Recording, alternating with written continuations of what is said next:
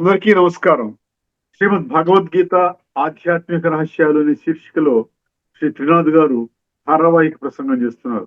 వారి ధారావాహిక ప్రసంగంలో ఈరోజు 361వ ప్రసంగం చేస్తున్నారు.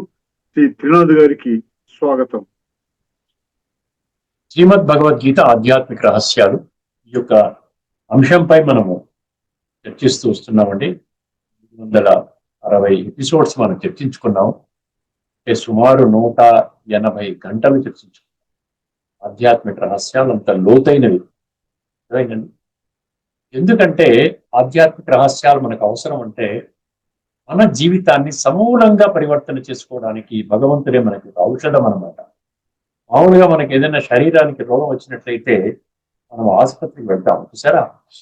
ఈ ఆధ్యాత్మిక రహస్యాలు తెలుసుకోవటం వల్ల ఆత్మకి పట్టినటువంటి చీడ తొలగిపోతుంది, ఆత్మ శుద్ధం అవుతుంది. ఎప్పుడైతే ఆత్మ శుద్ధం అవుతుందో ఆత్మలో ఉన్న గుణాలు శక్తులు మనకు అనుభవంలోకి వస్తాయి. అప్పుడు మన జీవితం చాలా బ్రహ్మాండంగా ఉంటుంది, సుఖంగా, శాంతిగా, ఆనందంగా, ఆరోగ్యంగా, నిండుగా, అద్భుతంగా సమాజానికి నిజంగా ఒక ఎగ్జాంపుల్ గా మీరు తయారవడానికి అవకాశం ఉంటుందండి.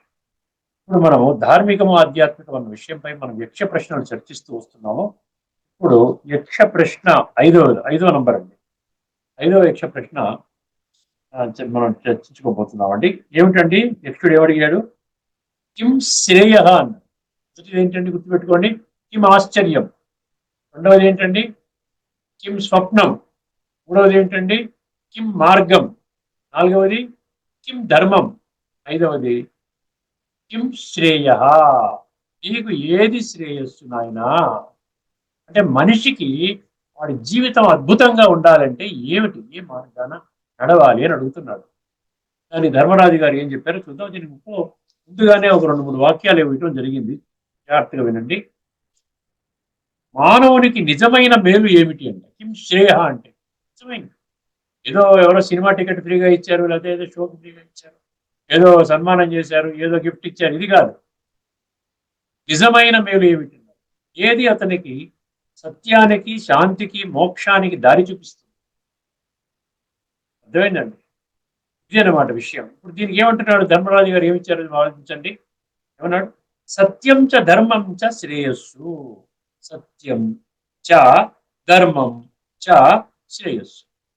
సత్యము, ధర్మము ఈ రెండు కరెక్ట్ గా అర్థం చేసుకుంటే ఇది మీ జీవితాన్ని సర్వాంగ సుందరంగా తీర్చిదిద్దుతుంది.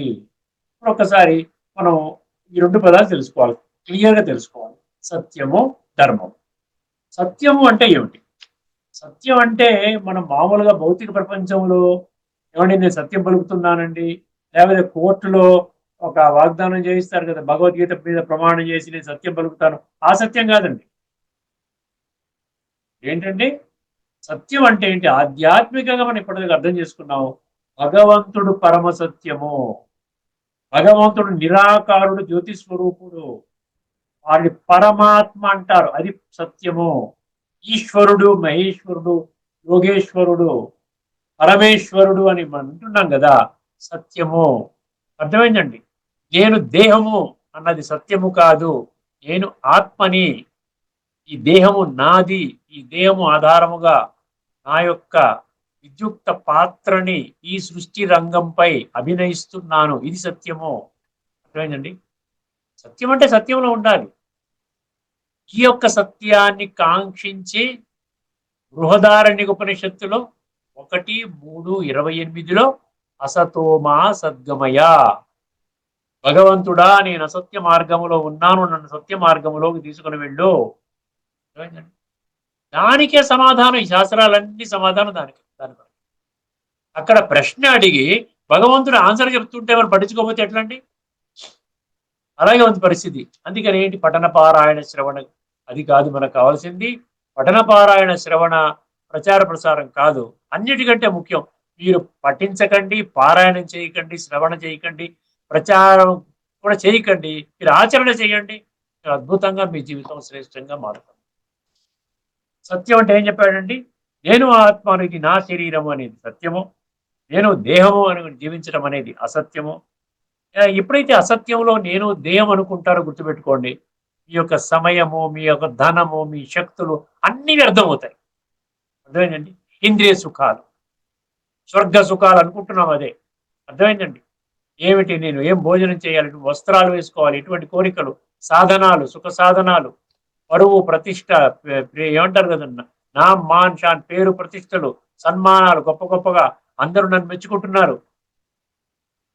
ఇవన్నీ కూడా భౌతికం అండి. ఇవన్నీ శాశ్వతం కాదు. మనుషులు మెచ్చుకునే స్థితి నుండి మనం ఏం చేయాలి, పరమాత్మ మెచ్చుకునే స్థితిలోకి వెళ్ళాలి, హయ్యర్ ప్లేన్లోకి వెళ్ళాలి. అది సత్యం. ఎందుకంటే పరమాత్మ ఉన్నాడు అని విశ్వసించినప్పుడు ఆ పరమాత్మ నన్ను మెచ్చుకున్నాడు అనుకోండి, శభాష్, నేను ఏదైతే ధర్మ సంస్థాపన కర్తవ్యాన్ని నిర్వహిస్తున్నానో ఆ కర్తవ్యాన్ని సమర్థించే కర్మలు నువ్వు చేస్తున్నావు, శభాష్ అని భగవంతుడు అన్నాడు. అంతకంటే గొప్ప, భారతరత్న కంటే గొప్పది గుర్తుపెట్టుకోండి. ఈ రోజున భౌతికంలో మామూలుగా భౌతిక ప్రపంచంలో భారతరత్న అంటే హైయెస్ట్, దానికంటే 1000 రెట్లు గొప్పది. భగవంతుడి చేత, భగవంతుడి యొక్క కర్తవ్యాన్ని సమర్థించే కర్మలు చేస్తే భగవంతుడు మనకి అన్ని శక్తులు, గుణాలు అన్ని ఇస్తాడు, రూపాయి ఖర్చు లేకుండా ఇస్తాడు.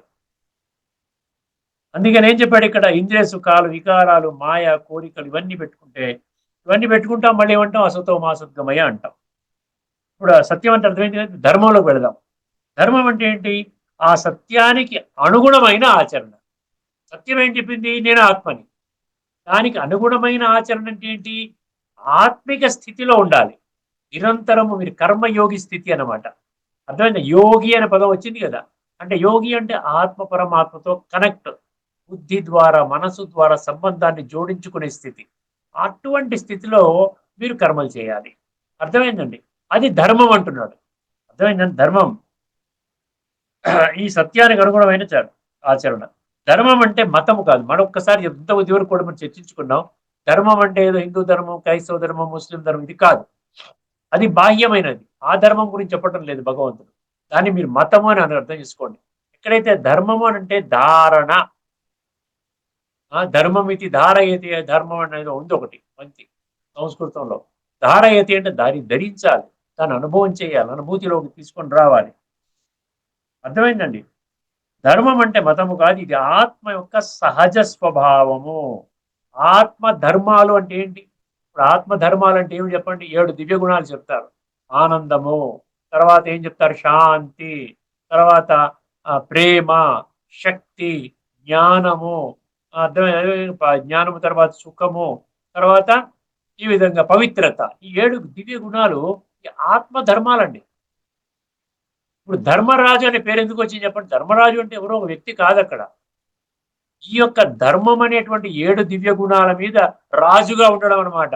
అంటే ఎప్పుడు కూడా ఆ గుణాలతోనే జీవితాన్ని జీవించటం. ధర్మరాజు అంటే అదనమాట. ప్రతిదాన్ని ఒక గుణవాచకంగా మీరు అర్థం చేసుకోండి. శాస్త్రాల్లో ఉన్న పేర్లన్నీ గుణవాచకాలే, ఏది నామవాచకం కాదు. ఇది మన పేర్లు నామవాచకం. అర్థమైందా. ఆనందరావు అంటే ఎప్పుడు ఆనందంగా ఉండడు. మృత్యుంజయరావు అంటే ఎప్పుడు చనిపోకుండా ఉండడు. శాంతి స్వరూపం అంటే ఎప్పుడు శాంతిగా ఉండడు. అవి నామవాచకం. శరీరానికి సంబంధించిన, శరీరం మారుతుంటే పేర్లు మారుతుంటాయి, కానీ గుణవాచకం శాశ్వతం. ధర్మరాజు అంటే అదన్నమాట మీనింగ్ అక్కడ. ధర్మం, ఇప్పుడు ధర్మరాజు ఆ సమాధానం చెప్తున్నాడు అంటే అర్థం ఏమిటి, యక్షుడు అంటే ఏమిటి, మన బుద్ధి అడుగుతుంది. అప్పుడు ధర్మరాజు అంటే చెప్తున్నాడు అనమాట. అడిగిన దానికి ప్రతిదాని ఆధ్యాత్మిక దృష్టికోణం పెట్టుకున్నారనుకోండి, అది ఈజీగా మనం యాక్సెప్ట్ చేయగలుగుతాం. లేకుండా ఉంటే పుక్కిటి పురాణం అన్ని తెలుసునండి, కానీ మన జీవితంలో ఏది కూడా లేదు, ఖాళీగా ఉన్నాం, చాలా టెన్షన్స్, రోగాలు, సమస్యలు, గొడవలు చిక్కుకున్నాం. దానివల్ల ఉపయోగం ఏంటి చెప్పండి. అంటే 100 కోట్లు ఉంది కానీ ₹1 వాడుకునే మీకు అది కోడి మర్చిపోయారు, ₹1 కూడా మీరు వాడుకోలేరు. వాడుకోకుండానే శరీరం త్యాగం చేశారు. కానీ 100 కోట్లు మీరు సంపాదించి పెట్టుకున్నారు, కానీ తీసుకునే విధానం మర్చిపోయారు. హౌ టు విత్డ్రా, మీ సంతకం చేయడం మర్చిపోయారు, ఏదో కోడో ఏదో మర్చిపోయారు అనుకోండి ఉదాహరణకి. అదే అర్థం. ధర్మం అంటే ఏంటి, బాహ్య కర్మకాండ కాదు, అది మన లోపలి స్థితి. ధర్మం అంటే ఏంటి, మనసా వాచా కర్మణ త్రికరణ శుద్ధి. ఇవన్నీ ఆత్మ సత్యానికి, ఇవన్నీ ఆత్మ సత్యానికి ఉండదండి. ఇవన్నీ కూడా ఏంటి, ఏవైతే మనం బాహ్యంగా చేస్తున్నామో ఇది ఆత్మ అంటే ఆత్మ సత్యం అనుకున్నాం కదా, దాని గుణాలు వేరే, ఆత్మకుండే గుణాలు వేరే.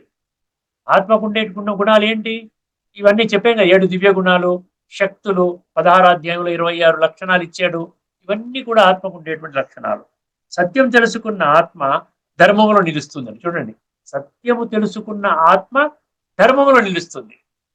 అసత్యంలో ఉంటే ఆ ధర్మంలో వెళుతుంది. ధర్మం అంటే ఏంటి? గుణాల యొక్క అనుభూతి అనమాట. ధర్మములో నిలిచిన ఆత్మ శాంతి, సమత, దయలో స్థిరమవుతుంది. ధర్మము తెలుసుకున్న ఆత్మ శాంతి, సమత, దయలో స్థిరమవుతుంది. సత్యము మరియు ధర్మము ఒకే దారిలో నడిస్తే ఆత్మ పతిత స్థితి నుండి పావన స్థితికి చేరుతుంది. సత్యము ధర్మము రెండు పెట్టుకుంటే మీరు పతిత సంస్కారాలు అంటున్నాం కదా, తమో ప్రధాన సంస్కారాలు ఇవి సతో ప్రధానంగా తయారవుతాయి అంటున్నారు. ఇదే శ్రేయ మార్గం. ఏది శ్రేయస్సు అంటే అర్థమైంది చూసారా మీకు? ఎంత చక్కగా చెప్పారండి. ఒక్క జస్ట్ కిం శ్రేయ అన్నాడు, అంతే చాలు. దానికి ఎంత వివరణ వచ్చింది చూసారా? ఇదే శ్రేయ మార్గము. పరమాత్మ స్మరణలో ఆత్మ తన అసలు స్వరూపాన్ని తిరిగి పొందే మార్గం. అసలు అంటే మూల స్వరూపం ఏంటి? డివైన్ అన్నమాట. దైవత్వం, డివైన్ క్వాలిటీస్, డివైన్ శక్తులు, ఆ యొక్క స్వరూపాన్ని మళ్ళీ పొందాలి అంటే మీకు సత్యము మరియు ధర్మము, ఈ ఆధ్యాత్మిక దృష్టికోణం అర్థం చేసుకుంటే మీ జీవితము సర్వాంగ సుందరంగా అవుతుంది. ఆత్మ పరమాత్మతో అది యోగము ద్వారా సంభవము. ఇది భగవద్గీతలో ఇది చెప్తాను. ఎక్కడ మీరు ఏదైనా చదవండి, నేను భగవద్గీతకి లింక్ చేసి ఆ శ్లోకం కూడా చెప్తాను. అర్థమైందండి? శ్రేయాన్ స్వధర్మీ విగుణ. అర్థమైందండి? స్వధర్మం అంటే ఏంటి? ఆత్మధర్మం. శ్రేయం అన్నాడు, ఇక్కడ శ్రేయస్సు అన్నాడు, అక్కడ శ్రేయస్సు అని వచ్చింది కదా. శ్రేయాన్ స్వధర్మీ విగుణ పరధర్మాత్ స్వనుష్ఠితాత్ స్వధర్మీ నిధనం శ్రేయ పరధర్మో భయావహ. ఏమంటున్నాడు అక్కడ? నీవు ఆత్మధర్మములో ఉండడము శ్రేయస్సు. పరధర్మము భలే గొప్పగా ఉండొచ్చు. పరధర్మం అంటే భౌతిక ధర్మం. పరధర్మం అంటే మీరు అద్భుతమైనటువంటి వర్ణములో పుట్టారు, అద్భుతమైన కులము, జాతి, రంగు, రూపు ఉన్నవాడు లేను వర్గం, హయ్యెస్ట్ బాగా కోటాను కోట్ల సంపద ఉన్న ఇంట్లో పుట్టారు. చక్కగా మిద్దెలు, మేడలు, భవంతులు, వాహనాలు, ఫ్యాక్టరీలు అన్నీ ఉన్నాయి మీకు. దానికంటే ఏమీ లేనివాడు స్వధర్మములో ఉంటే అది గొప్ప అంట. శ్రేయాన్ స్వధర్మి విగుణ అంటే ఏమీ లేని పరధర్మ స్వనుష్ఠిత, చక్కగా అమరినటువంటి పరధర్మము కన్నా ఏమీ లేనటువంటి స్వధర్మమే మిన్నా. స్వధర్మీ నిధనం శ్రేయ. స్వధర్మ స్థితిలో కానీ మీరు మరణ సమయములో శరీరం నుండి ఆత్మ విడిపడే సమయములో, మృత్యు సమయములో, దేహ త్యాగము చేసే సమయములో మీరు కానీ స్వధర్మములో ఉండగలిగితే అది శ్రేయస్సు అంటున్నాడు. పరధర్మం, ఒకవేళ పరధర్మంలోనే ఉంటున్నా, ఆస్తులు పోతున్నాయి, నా పిల్లలు నా మాట వినడం లేదు, అక్కడ బంగారం పెట్టాను నా భార్యకి చెప్పలేదు, అయ్యయ్యో ఇప్పుడు వెళ్ళిపోతున్నాను, మాట్లాడడానికి శరీరం సహకరించట్లేదు, ఏమి చెప్పలేకపోతున్నాను, నా సైగలు వాడు అర్థం చేసుకుంటున్నారు, అదే ఇట్లా ఇట్లా ఇట్లా అంటున్నాను, వాళ్ళు అర్థం చేసుకోలేకపోతున్నారు, అక్కడ కేజీ బంగారం కొనిపెట్టాను, ఎవడో దొంగలు దోచుకుంటారు, ఇవన్నీ ఆలోచనతో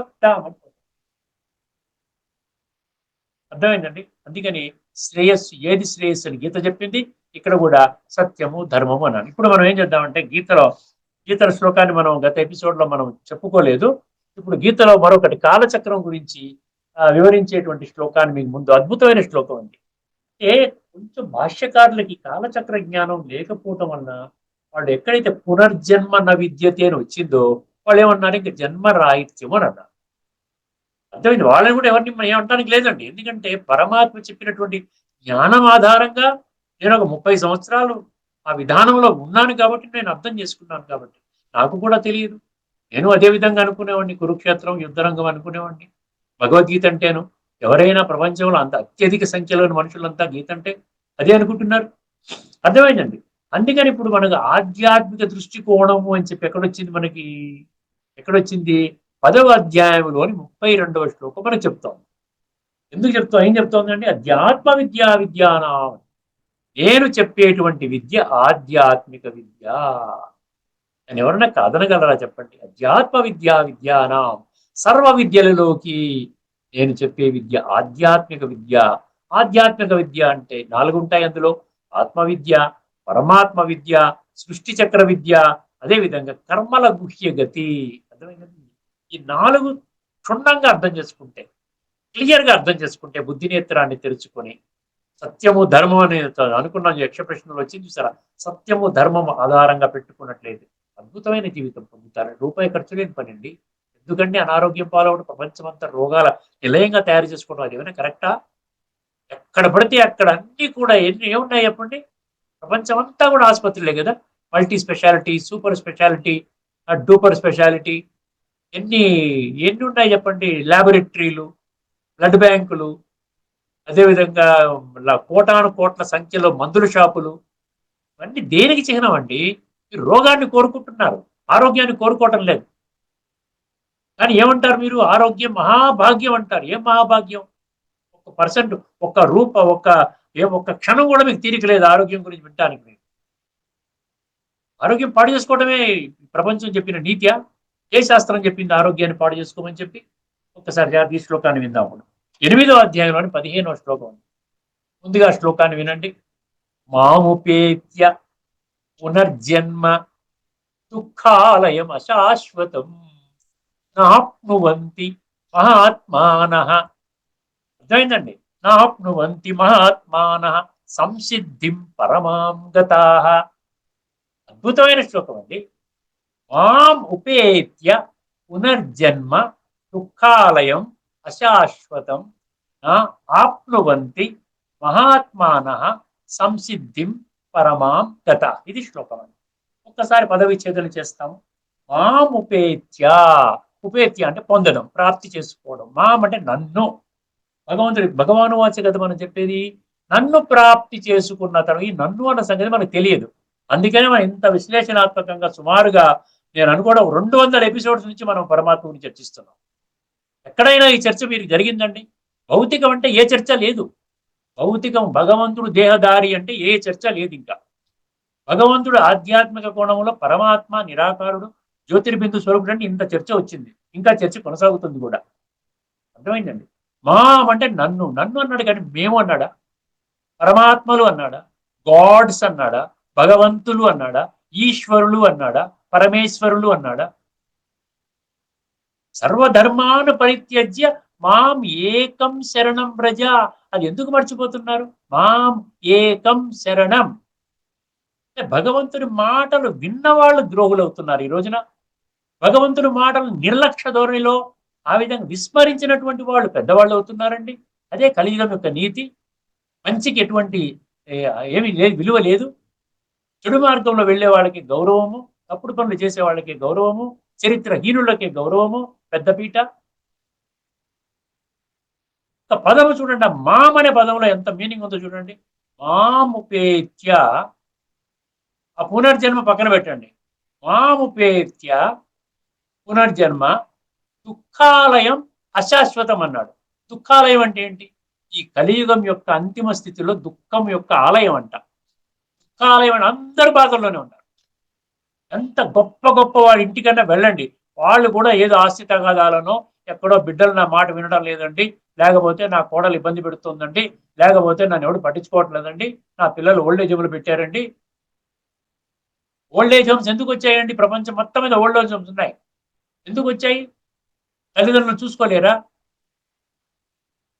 ఇది ఏమన్నా పెద్ద డెవలప్మెంట్కి చిహ్నం? అది సంస్కృతి, మన సంస్కృతియా?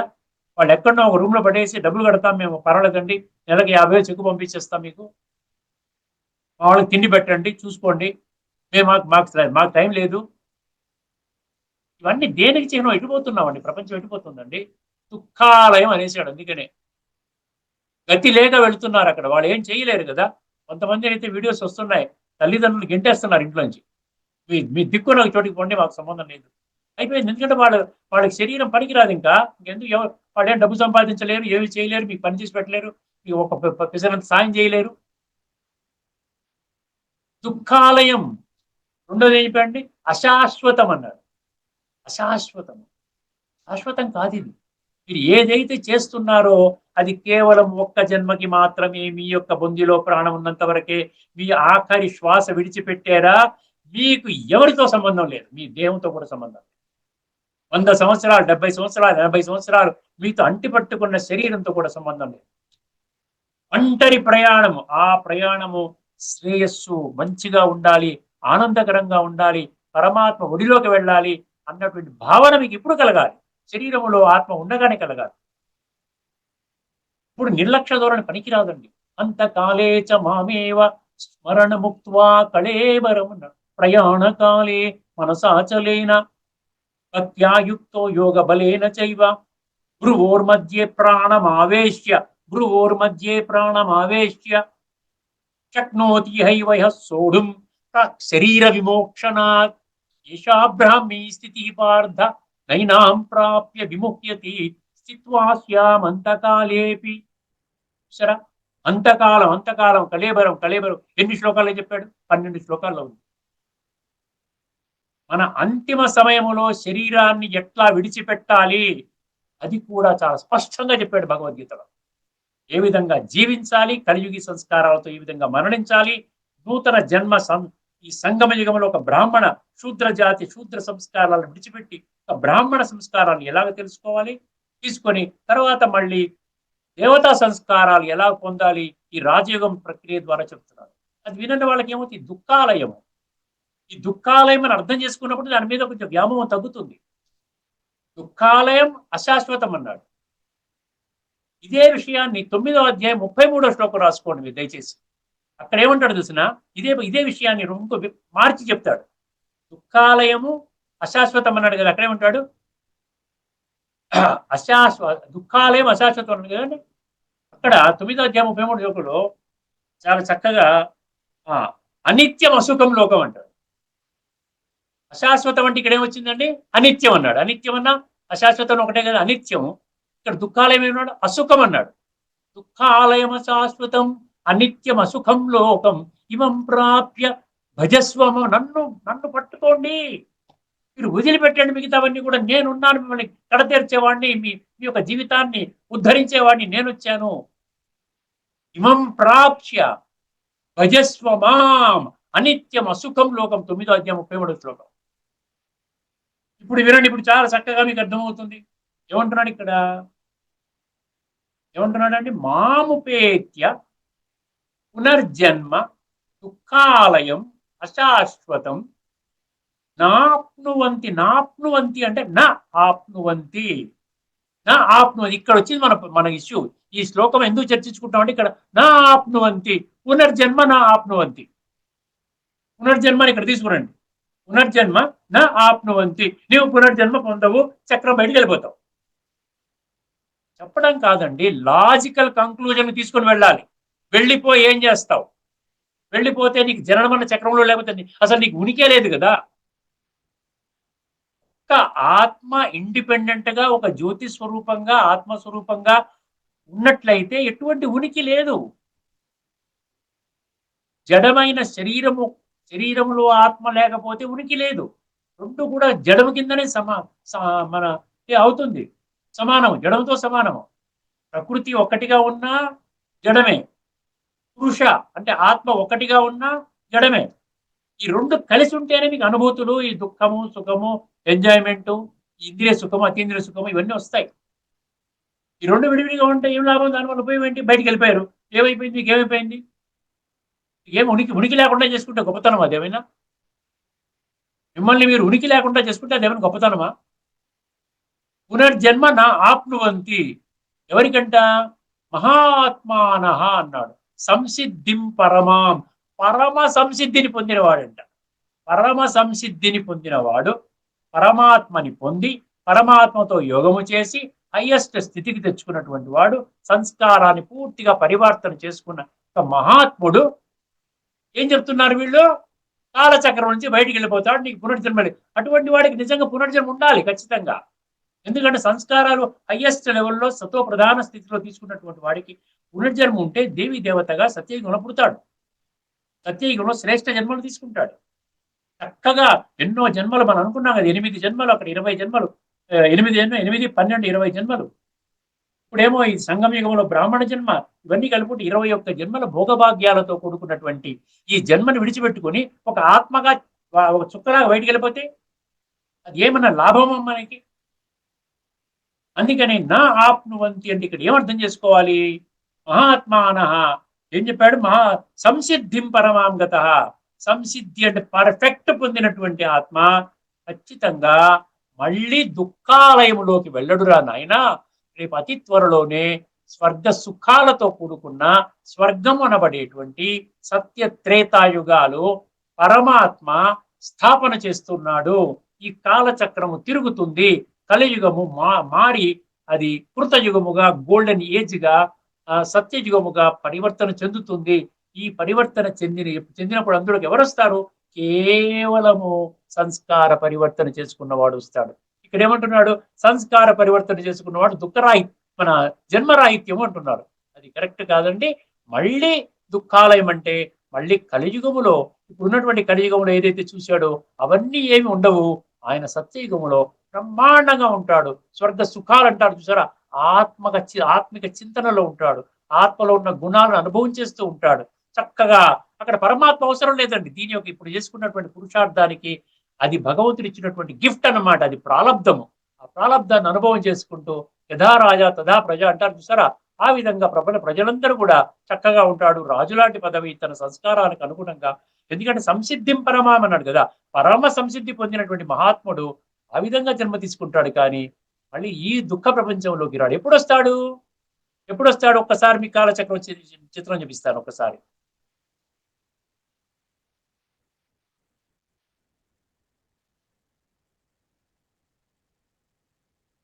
చూడండి. ఇప్పుడు కలియుగం, ఇప్పుడు ఎక్కడున్నాం? కలియుగం చిట్టి చివర ఎక్కడున్నాం? ఇక్కడ సంగమ యుగం అన్నాడు. సంగం అంటే పరమాత్మతో సంగమించే యుగము. దీనినే మనం చర్చించుకున్నాం, రిపేర్ యుగం అని చర్చించుకున్నాం. ఇక్కడ ఇంతవరకు పర్ఫెక్ట్ అయిపోయిన వాడు డైరెక్ట్ గా కలియుగంలోకి రాడు. ఎందుకంటే కలియుగం పూర్తి అయిపోయింది. ఎక్కడొస్తాడు? సత్యయుగంలో శ్రేష్టమైన జన్మలు తీసుకుంటాడు. చూసారు ఇక్కడ తిప్పుతున్నాను, కరసరి తిప్పుతున్నా, అక్కడికి వస్తాడు. అక్కడ కొద్ది మంది మాత్రమే వస్తారు. ఒక 3 కోట్ల మంది వస్తారు. అర్థమైందండి. తర్వాత ఒక 30 కోట్ల మంది ఇక్కడ యాడ్ అవుతారు త్రేతాయుగంలో. 30 + 3 33 కోట్ల. వీళ్ళనే దేవీ దేవతలు అంటారు. అక్కడ దేవీ దేవతల రాజ్యాన్ని సనాతన ధర్మము అంటారు. సనాతన అంటే ఏన్షియంట్ ధర్మము. మామూలుగా ఇప్పుడు వర్తమానంలో చాలా మంది సనాతన అంటున్నారు. వాళ్ళకి తెలియదు సనాతనం అంటే ఏమిటో తెలియదు. అసలు సనాతనం అంటే ఏంటో తెలియదు. సనాతన ధర్మములోకి వెళ్ళాలి అంటే నేను ఏం చెయ్యాలి అన్న విషయం కూడా తెలియదు. అందుకని పరమాత్మ చెప్తున్నాడు అనమాట. అర్థమైందండి. దుఃఖాలయం అశాశ్వతం విడిచిపెట్టి సుఖాలయము శాశ్వతము. శాశ్వతం అంటే అరకల్పం శాశ్వతంగా ఉంటాడు. అరకల్పం చూడండి, 5000 సంవత్సరాల్లో 2500 సంవత్సరాలు, 20 జన్మలు. అర్థమైందండి. బ్రహ్మాండమైన జీవితం గడుపుతాడు. అటువంటి రిజల్ట్ భగవంతుడు ఇస్తుంటే నువ్వు జనన మరణ చక్రం నుంచి బయటికి వెళ్ళిపోతావంటే అది అసంబద్ధము, అది అవివేకముతో కూడుకున్నది. పరమాత్మ ఆ విధంగా భగవద్గీతలో చెప్పలేదు. అర్థమైందండి. ఇది ఒక్కసారి ఈ శ్లోకాన్ని ఏం చెప్పుకున్నారో ఒకసారి చూద్దాము. వీళ్ళు అర్థమైంది. మాముపేత్య పునర్జన్మ దుఃఖాలయం అశాశ్వతం. అక్కడేమని చెప్పాడు? అనిత్యం అసుఖం లోకం నన్ను భజించండి అన్నాడు. ఇక్కడ ఏమన్నాడు? దుఃఖాలయం అశాశ్వతం నాప్నువంతి. నా ఆప్నువంతి అంటే ఏంటి? మళ్ళీ దుఃఖాలయము ఇవన్నీ పొందడురా నాయనా, అతడు సుఖమైన ప్రపంచాన్ని. అందుకని దాన్ని ఏమంటారు తెలుసండి? సుఖధామం అంటారు. సత్యత్రేతాయుగాలను ఏమంటారు? పదము సుఖధామము. ఇప్పుడున్నటువంటి ప్రపంచాన్ని ఏమంటారు? కలియో దుఃఖధామము అంటారు. అర్థమైందా? దుఃఖధామం నుండి సుఖధామంలో పెడుతున్నాడు. నాప్నువంతి మహాత్మాన సంసిద్ధిం పరమాం గతః. పరమసిద్ధి పొందినటువంటి వాళ్ళు ఆ విధంగా ఏం చేస్తారండి? మంచి జన్మ తీసుకుంటారు. ఇక్కడ శ్లోకం 8వ అధ్యాయంలోని 15వ శ్లోకం చెప్పుకుని మనం యొక్క ఎపిసోడ్ ని సంపన్నం చేసుకుందామండి. మాముపేత్య పునర్జన్మ దుఃఖాలయమ శాశ్వతం నాప్నువంతి మహాత్మాన సంసిద్ధిం పరమాం గతః.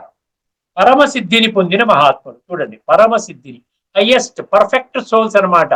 అంటే సత్యయుగంలో పెద్ద పదవి తీసుకోవడానికి తగిన క్వాలిఫికేషన్ సంపాదించుకున్నటువంటి మహాత్ములు జనన మరణ చక్రం నుంచి బయటికి వెళ్ళిపోతారనుకోవడం అని ఎంతవరకు అది కరెక్టో ఆలోచించండి.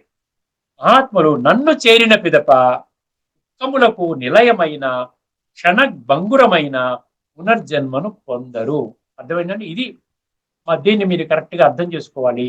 మళ్ళీ కాలచక్రం అనుగుణంగా సత్యత్రేతాయుగాల్లో ఆ దైవీ సుఖాలని అనుభవం చేసిన తర్వాత మళ్ళీ ద్వాపర యుగము, అక్కడ కొంచెం బెటర్ గానే ఉంటాడు. తర్వాత లాస్ట్ లో ఎక్కడ కొద్ది సమయము కాస్త కష్టాలు ఏవో తన కాలచక్రం అనుసారంగా ఆ విధంగా వస్తాయి. అంతేకాని పర్మనెంట్ గా ఆ విధంగా ఈ దుఃఖాలయము ఈ యొక్క అశాశ్వతమైనటువంటి ప్రపంచంలోకి ఆయన ఎప్పటికీ అందులోనే ఉంటాడు అనుకుంటున్నారు, అట్లా ఉండడండి. పర్ఫెక్ట్ అయిపోయాడు కాబట్టి రేపు రాబోయేటువంటి సత్యయుగంలో శ్రేష్టమైన జన్మను పొందుతున్నారు. అర్థమైందండి. ఇక్కడితో మనం చర్చను ముగించుకుందాం. తదుపరి ఎపిసోడ్లో మరొక అద్భుతమైనటువంటి శ్లోకము, నేను ఎనిమిది శ్లోకాలు నేను కరెక్ట్గా ఐడెంటిఫై చేశానండి. పునర్జన్మ ఉండదు, పునర్జన్మ ఉండదు, పునర్జన్మ ఉండదు, అది కరెక్ట్ కాదు. అర్థం చేసుకోండి. మనము తత్వజ్ఞాన కోణంలో అర్థం చేసుకుంటే చాలా మనకి స్పష్టత మనకు వస్తుంది. అదేవిధంగా యక్ష ప్రశ్నల్లో 6వ ప్రశ్న తీసుకుందాము. ఇప్పుడు మనము గీతా శ్లోకాన్ని చర్చించుకున్నాం కాబట్టి తదుపరి ఎపిసోడ్లో మనము ఏం తెచ్చుకుంటాం, ఉపనిషత్తుల్లో విషయం కూడా మనం మరొక శ్లోకాన్ని మనం తీసుకుంటాం, మరొక మంత్రాన్ని తీసుకుంటాం. మరొక సెలవు. అందరికీ నమస్కారం. లోకా సమస్త సుఖినో భవంతు. ఓం శ్రీమద్ భగవద్గీత ఆధ్యాత్మిక రహస్యాల తాత్విక సారాన్ని మనకు సవివరంగా విశ్లేషించిన శ్రీ త్రినాథ్ గారికి ధన్యవాదాలు.